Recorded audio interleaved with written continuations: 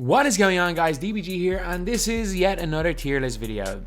Don't worry, this is going to be the second last tier list I do, and it is going to be the tier list of just the best cards overall in NBA 2K19 MyTEAM. Again, all of these cards are great, so before you guys start complaining, they are all great cards, and they were the top cards on my other tier lists. So yeah, if you guys are new to the channel, subscribe. We are trying to hit 100,000 subscribers. We're actually growing at a crazy rate, so big thank you guys for all the support in the channel recently. And yeah, so now let's get on to the list. So yeah, this is the tier list for the top cards in the game.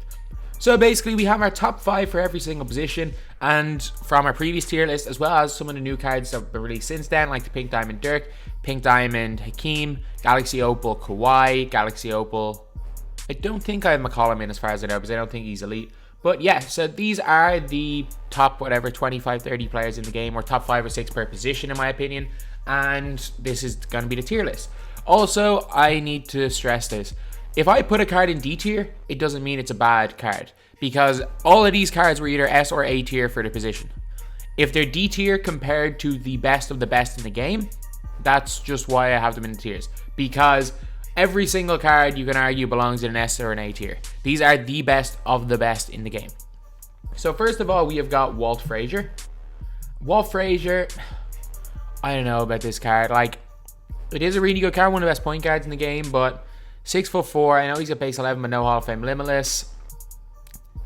Put him in C tier. Yeah, now we've got Steve Nash. We've got a lot of cards to go through and not a lot of time. So Steve Nash, only an inch smaller than Walt Frazier, not as good a dunker, but he does have Hall of Fame Limitless, and he also has base 8.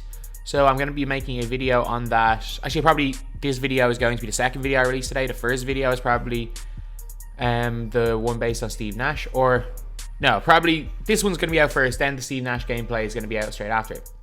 Then we've got Magic Johnson, who, a really good point guard, really good defender, belongs in A tier. Really good passer, can shoot when he's wide open, 99 open shot 3 with a shoe and a coach. Penny Hardaway, unfortunately, belongs in D tier. Really good card, yes, but again, in terms of the best, no, D tier, definitely. Gilbert Arenas, B tier, maybe? Yeah, B tier. No, actually, I'm going to put him C. No, B. Limitless range, great release, good enough dunker, really solid card.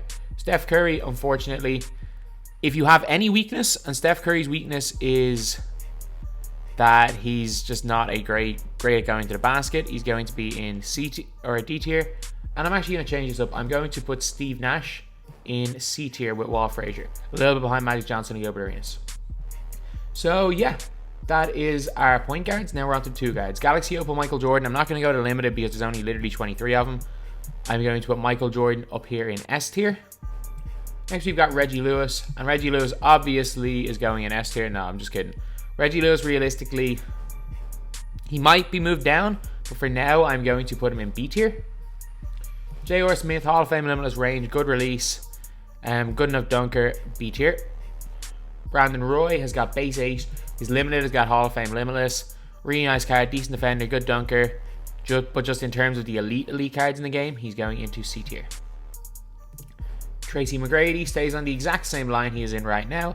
T-Mac is going into A tier, 6'8", Hall of Fame Limitless range, great animations, great dunker, great release. There is nothing Tracy McGrady can't do, and it's crazy to put him anywhere but A tier on these lists. So now we are on to the small forwards. First up is Kevin Durant. The small forward is without doubt the best position in the game. Kevin Durant goes firmly into A tier. A really good card. Great release, Hall of Fame Limitless, and when we get a Galaxy Opal KD, I could see him easily moving up to the S tier, but the A tier is perfect position for this. KD, one of the top 10 cards in the game. Giannis, obviously, S tier. Paul George, again, one of the best defenders in the game. His release is money, great dunker, S tier. Then we've got Kawhi Leonard. So I'm not the biggest fan of Kawhi's release. The weird thing is that I've used this Kawhi, I've used the Pink Diamond, I've used the Diamond Kawhi, and it was weird, like, the Pink Diamond was a slightly better version of the Diamond, and the Galaxy Opal, I don't know why, maybe it's Kawhi's animations, he just doesn't feel like he's anything absolutely spectacular. So for that reason, Kawhi Leonard is going into B tier.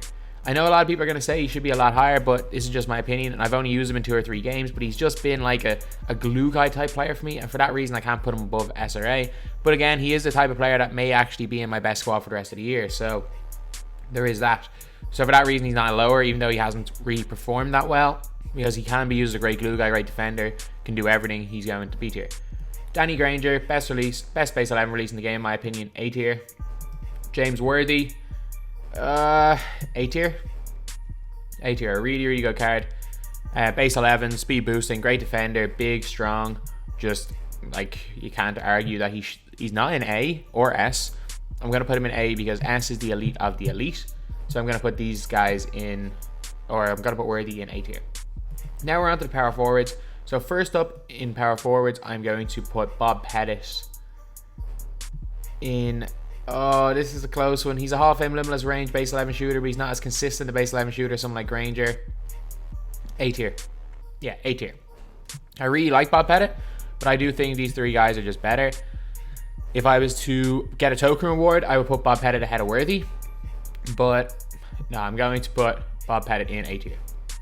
Dirk Nowitzki, C tier. Hall of Fame limitless, but a really slow release. Kristaps Porzingis, in my opinion, one of the most underrated cards in the game. The hardest guy to guard and pick and pop in my team. The best wide open shooter. There is no player in the game that I'm more confident with hitting a wide open jump shot with than Kristaps Porzingis. I'm putting him in A tier. Like, this is going to be the most controversial one, putting Porzingis in A tier, but that's just my opinion. Karl Malone, B tier. He's actually starting to play really well for me recently. I would have had him probably in maybe C tier, but I'm going to put him in B. Really, really good card. Blake Griffin is going to go into A tier. Blake is just, again, an insane card. Great player in general. He's got great animations, great dunker, great jump shot. Kurylenko. This one is going to be a really controversial one. But for me, Kurylenko is Danny Granger with defense. I'm putting Andre Kurylenko in S tier.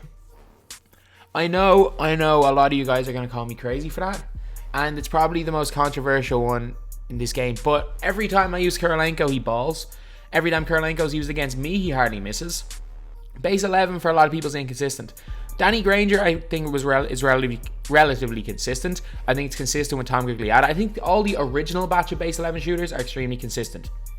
Like Danny Granger, Andre Kurylenko, Tom Gugliotta, Hedo Turkoglu before the patch. Those guys were so consistent.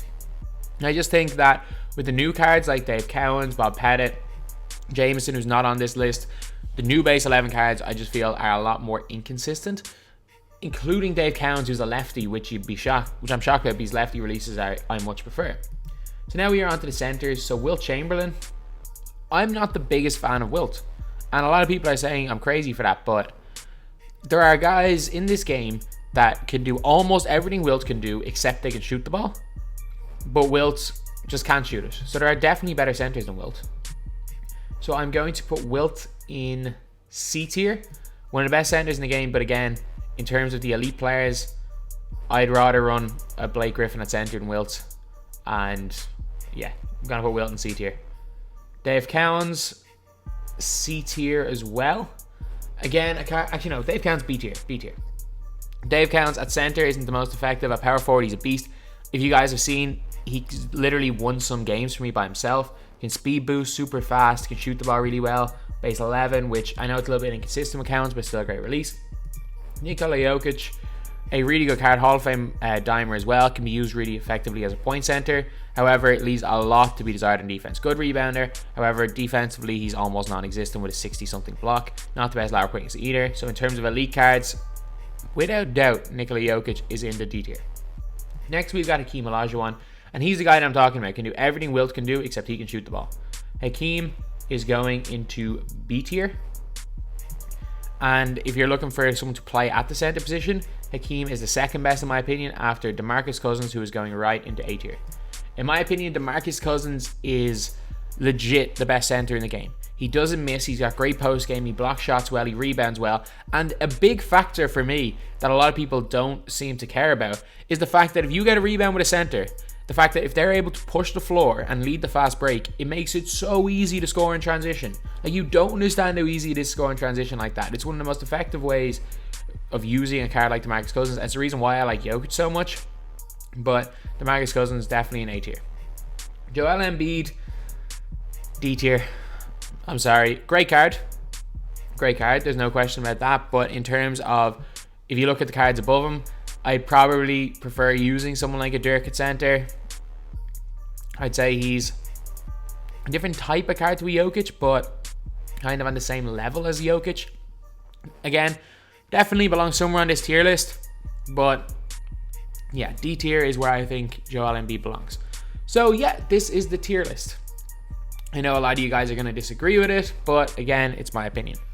So anyway, that's the video. This obviously is the best tier list in my opinion. I'm going to be doing one more of these tomorrow, and it is going to be the best budget cards in the game. And that's hopefully, well, that may be it for the tier list unless I can think of anything else. Big thank you guys as well for all the support recently, especially on these type of videos, which have done great. But anyway, thank you guys for watching. Please like, comment, and subscribe.